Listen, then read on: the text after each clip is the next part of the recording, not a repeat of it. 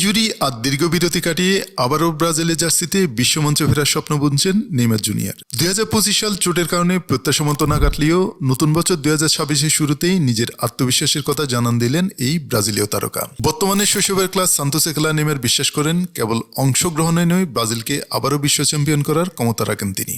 সম্প্রতি ব্রাজিলে অনুষ্ঠিত একটি ফুটবল ইভেন্টে নিজের লক্ষ্যের কথা স্পষ্ট করেছেন নেইমার জুনিয়র। তিনি বলেন, 2026 সালের শুরুটা আমরা দারুণভাবে করেছি।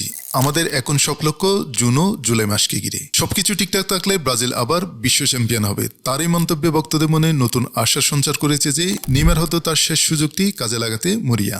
নেইমারের এই ফেরার পথ অবশ্য খুব একটা সহজ নয়। ব্রাজিল জাতীয় দলের বর্তমান কোচ কার্লো আনচেলত্তি এখন পর্যন্ত তাকে দলে ডাকেননি। 2023 সালের পর থেকে নেইমারকে আর জাতীয় দলের জার্সিতে দেখা যায়নি। আনচেলত্তি সাফ জানিয়ে দিয়েছেন, দলের জায়গা পেতে হলে কেবল নাম নয়, শারীরিক সক্ষমতা ও ধারাবাহিক পারফরমেন্সের প্রমাণ দিতে হবে। ফলে সান্তোসের হয়ে প্রতিটি ম্যাচই এখন নেইমারের জন্য নিজেকে প্রমাণের লড়াই।